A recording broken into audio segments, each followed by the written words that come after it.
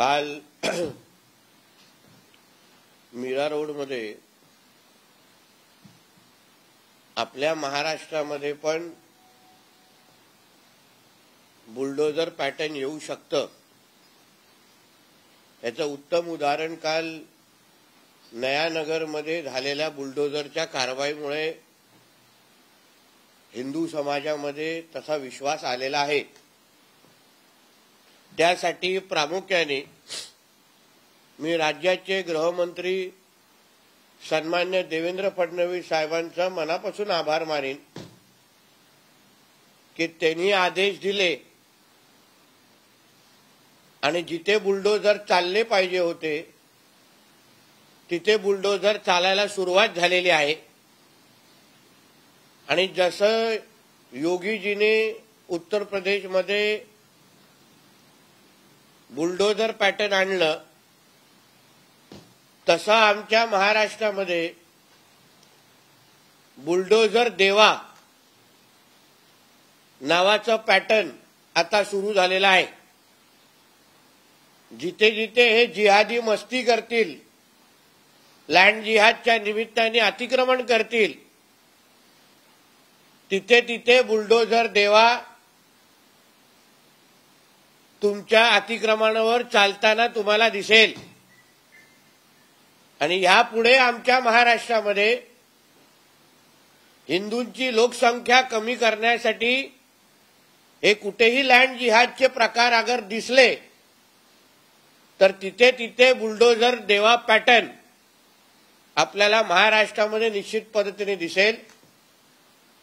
काल असंच पुण्यामध्ये पण FTII आणि IISER science and education institute मध्ये आणि FTII मध्ये बाबरीचं उद्धारीकरण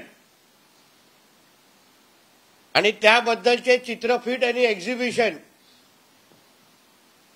बाबरीबद्दल प्रेम दाखवण्याचे काही फलक या दोन्ही शासकीय इन्स्टिट्यूट मध्ये धडकले गेले। मी संबंधित प्रशासनाला सांगेन वेळेत अशा पद्धतीचे जिहादी विचाराच्या लोकांना तुम्ही समज द्या, नाहीतर त्या इन्स्टिट्यूट मध्ये येऊन आम्हाला या जिहाद्यांना त्यांची जागा दाखवायला लागेल।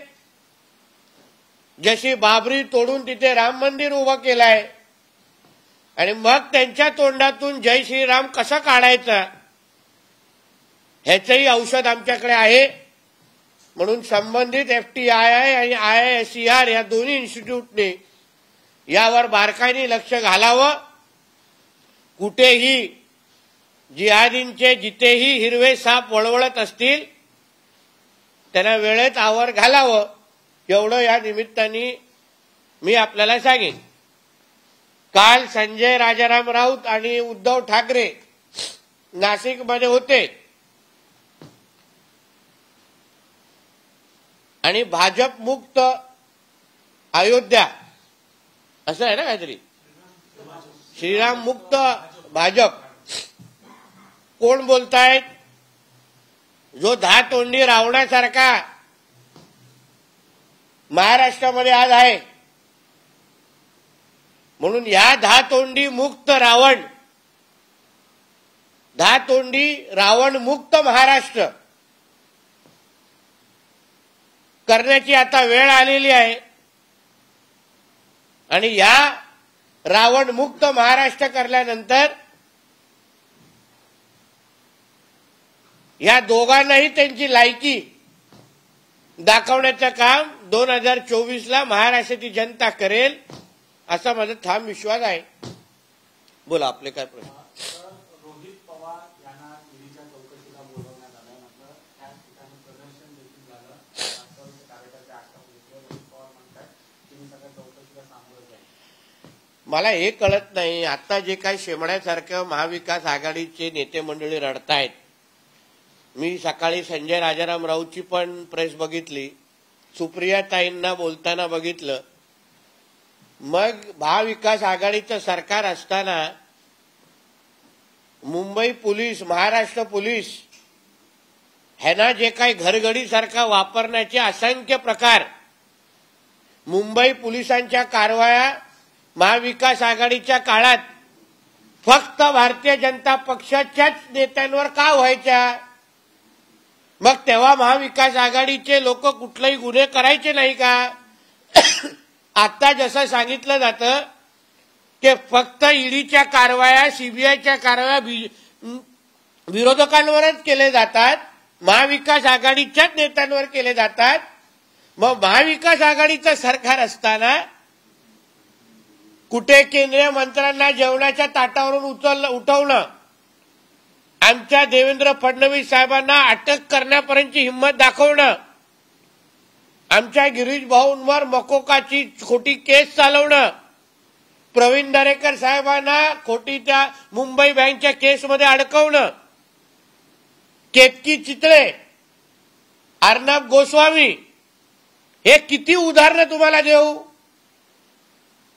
मग तेव्हा मुंबई पोलिसांना घरगडी सारखे जे काही महाविकास आघाडीचे नेते मंडळी आणि सरकार वापरायचे, मग तेव्हा आम्ही शेवण्यासारखे रडलो नाही. आम्ही सामोरं गेलो, आम्हालाही अटक केलं गेलं, आमच्याही घरात दगडी मारण्यासाठी मुलं पाठवण्यात गेली आणि मग दुसऱ्या दिवशी राज्याचे मुख्यमंत्री दगड मारणाऱ्या लोकांचा सत्कार पण करताना आम्ही पाहिलेलं आहे महाविकास आघाडीच्या टायमाला. मग मुंबई पोलिसने जेव्हा संजय राजाराम राऊतनी त्या डॉक्टर स्वप्ना पाटकरला फोनवर शिवीगाळ केली, धमक्या दिल्या आणि ते फोन मीडियावर दाखवल्यानंतर पण, तो कॉल रेकॉर्डिंग मीडियावर दाखवल्यानंतर पण साधी एक केस संजय राजाराम राऊतवर झाली नाही. आदित्य ठाकरेचं नाव सुशांत सिंग आणि दिशा सालियांच्या मर्डर केसमध्ये वारंवार येतं, साधं चौकशीसाठी त्याला बोलवलं नाही.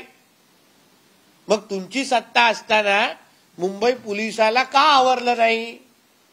फक्त बीजेपीचे का नेते मंडळी तेव्हा दिसले? आणि रोहित पवारांनी काही केलं नसेल, कारखाना स्वच्छ पद्धतीने चालवला असेल ना, मग त्याला घाबरण्याची गरज नाही.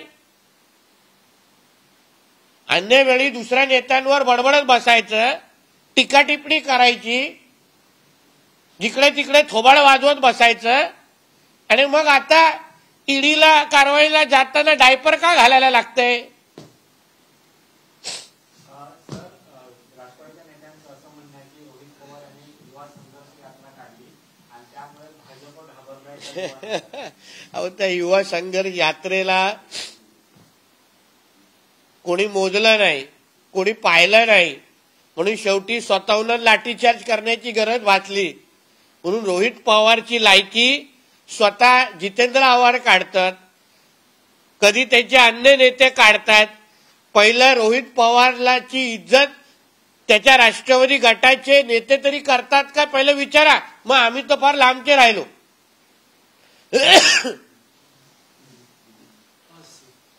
सर, हिंदी में जानना चाहेंगे, जिस तरह से कल कार्रवाई की गई है, बुलडोजर देवा आपने कहा है, क्या बताएंगे? देखिए, महाराष्ट्र में इसके आगे कोई भी जिहादी, बांग्लादेशी, रोहिंग्या, मुसलमान हमारे महाराष्ट्र में लैंड जिहाद के नाम पे अगर किधर भी हिंदू समाज के जगह पे अनधिकृत कार्रवाई अगर करेंगे तो वो जो कोई इंक्रोचमेंट है, अतिक्रमण है, उसको बुलडोजर से हटाने का काम हमारी महाराष्ट्र की सरकार करेगी. उसका पहला एपिसोड आप लोग ने कल नया नगर मीरा रोड में देखा होगा. जैसा यूपी में बुलडोजर चलता है वैसे अभी हमारे महाराष्ट्र में बुलडोजर देवा, ये पैटर्न अभी महाराष्ट्र में आया है.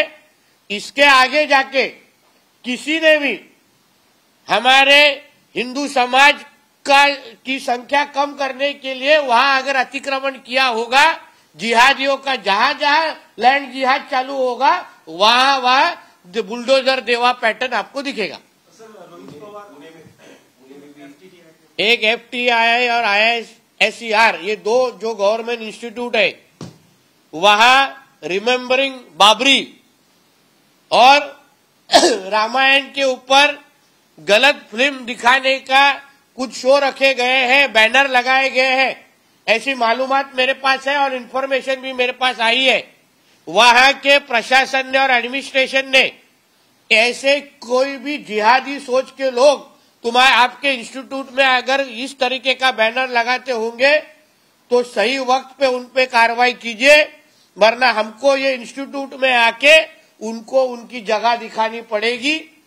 फिर बाबरी को जैसे नीचे गिराया वैसे इनको दिमाग को भी नीचे लाने का काम हम हमारे माध्यम से करेंगे। इसलिए वो इंस्टीट्यूट के एडमिनिस्ट्रेशन ने उसके ऊपर एक्शन लेना चाहिए, हमारी उसके ऊपर कड़ी नजर है। इम्तियाज जलील जो है मैं उनके सांसद संभाजीनगर से, वो कह रहे कि जो मीरा रोड में हुआ वो बीजेपी ने कराया क्योंकि जरांगे पार्टी मुंबई में आ रहे हैं, उससे ध्यान भटकाने के लिए सब साजिश। देखिए, इम्तियाज जलील की सोच कितनी बड़ी है ये उनके स्टेटमेंट से हमको समझता है। गया नया नगर में जाके वो जिहादी क्या कर रहे हैं वो थोड़ा इम्तियाज जलील ने जाके उधर खड़ा रह के देखना चाहिए और उसके बाद मुंह खोलना चाहिए। संभाजी नगर में बैठ के इतनी बड़ी बड़ी बातें उनको करने की शोभा नहीं देता। जाके मीरा रोड में खड़ा रहो और फिर हमसे बात करो, फिर हम देखते। एक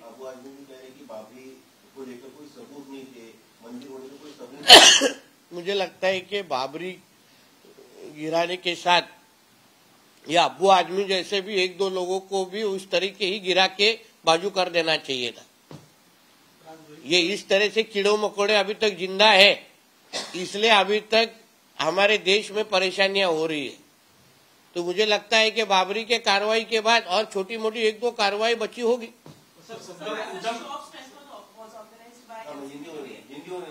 जी मैडम, रोहित पवार को लेकर बीजेपी पर आपकी सरकार पर सवाल उठाए जा रहे हैं कि ये बदले के होना सवाल क्यों? यात्रा थी इसलिए उनको परेशान किया जा रहा है। मुझे लगता है कि उनकी याददाश्त थोड़ी कम हो चुकी है। जब भी महाविकास आघाड़ी की गवर्नमेंट ये महाराष्ट्र में थी तभी मुंबई पुलिस, महाराष्ट्र पुलिस ने एक भी कार्रवाई किसी महाविकास आघाड़ी के लीडर पे की होगी ऐसा मुझे एक नाम बताइए।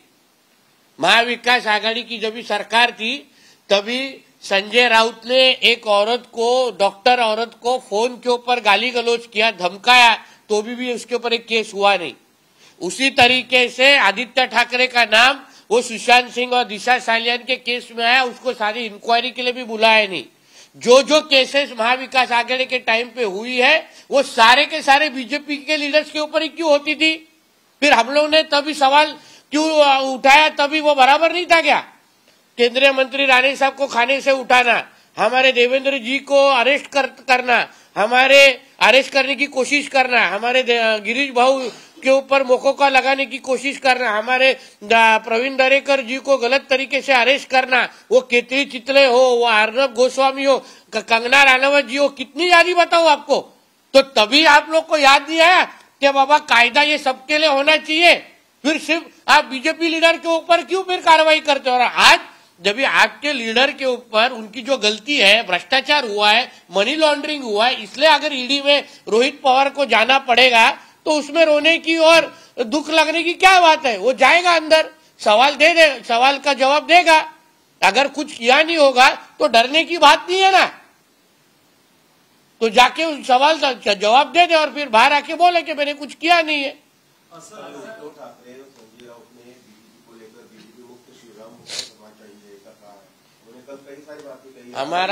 हमारे महाराष्ट्र भी उद्धव ठाकरे जैसा रावण मुक्त महाराष्ट्र करने की बहुत जरूरत हो गई है। मातोश्री मुक्त महाराष्ट्र भी करने की बहुत जरूरत हो गई है, क्योंकि ये सारे की कीड़ ये वहां से ही पैदा होती है।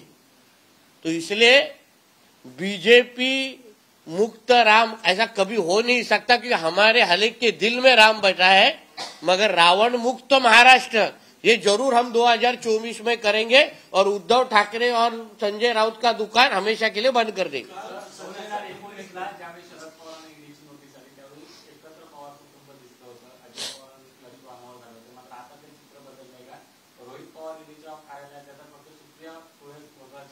कोणीच नाही. तर कारण असं आहे की तुम्ही जे काही पेरलंय ते तुम्हाला परत मिळणार. तुम्ही स्वकीयांना आपल्या पवार कुटुंबियांना त्रास देत बसलात, तर म्हणून आज रोहित पवार आणि आजूबाजू कोणच तुम्हाला दिसत नाहीये.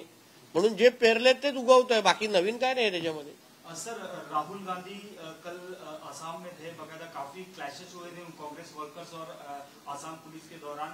प्रेस कॉन्फ्रेंस में राहुल गांधी से जब पूछा गया प्राण प्रतिष्ठा को लेकर राम की लहर है, तो राहुल गांधी कहते हैं यहाँ कोई लहर नहीं है राम की, ये बीजेपी का कार्यक्रम था, पॉलिटिकली मोटिवेटेड था. वो मुंबई में भी आने वाले हैं न्याय यात्रा को लेकर, क्या कहते हैं? देखिए ऐसा है, राहुल गांधी को जिहादियों को छोड़ के और कुछ किसी की लहर दिखती ही नहीं. उनकी जो न्याय यात्रा कुछ है, उसका नाम मियाँ को न्याय देने वाली यात्रा रख देनी चाहिए, क्योंकि उनके यात्रा में मियाँ भाई छोड़ के और कोई दिखता ही नहीं है उधर. वो उनके लिए वो यात्रा निकालते हैं, बाकी के लिए हिंदू समाज के लिए यात्रा कहाँ निकालते. इसलिए तो उनको इतना बड़ा राम मंदिर उधर तैयार हुआ है, उनको उन्होंने बहिष्कार डाला है. यही राहुल गांधी की गवर्नमेंट थी यूपीए की, जिसने राम के अस्तित्व के ऊपर प्रश्न उठाया है. तो इसलिए उसको जिहादियों को छोड़ के और उसको कुछ दिखेगा ही नहीं. इसलिए आश्चर्य लगने की कुछ चीज ही नहीं है. उद्धव ठाकरे प्रभू श्रीरामाप्रमाणे सगळ्या संकटांचा सामना करतात असं म्हणतात. उद्धव ठाकरेंची रामाशी तुलना केली. ऐसा है, रावण म्हटलंय. ज्याच्या जो प्रभू श्रीरामच्या म्हणजे धुळी एवढा पण नाहीये, नुसतं भगवं वस्त्र आणि ते काहीतरी ते हे टाकले, माळ घातली, म्हणून अशा पद्धतीचे चायनीज मॉडेल हिंदू हे लोकांना कोण महत्व देण्याची काही कारण नाही. कारण काय ह्यांची हे ओरिजिनल हिंदू होऊच शकत नाही. त्याला साधं त्या आरतीचं ते हातात घ्यायला जमलं नाही. ज्या माणसाला आरतीच्या नावाने तिथे जातो आणि साधा आरतीचं ते हातात घ्यायला तुम्हाला जमत नाही, तुम्ही कसले हिंदू आहे? नौटंकी हिंदू म्हणतात उद्धव ठाकरेला, बाकी काय नाही. Yes madam.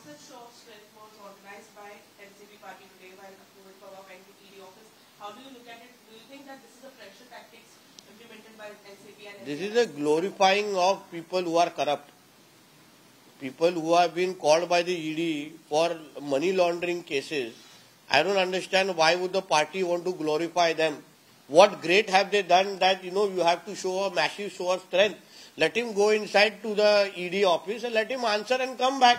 Why do you have to try to pressurize the ED officer showing that he is some kind of a leader? If he hasn't done anything, I don't think he has anything to fear.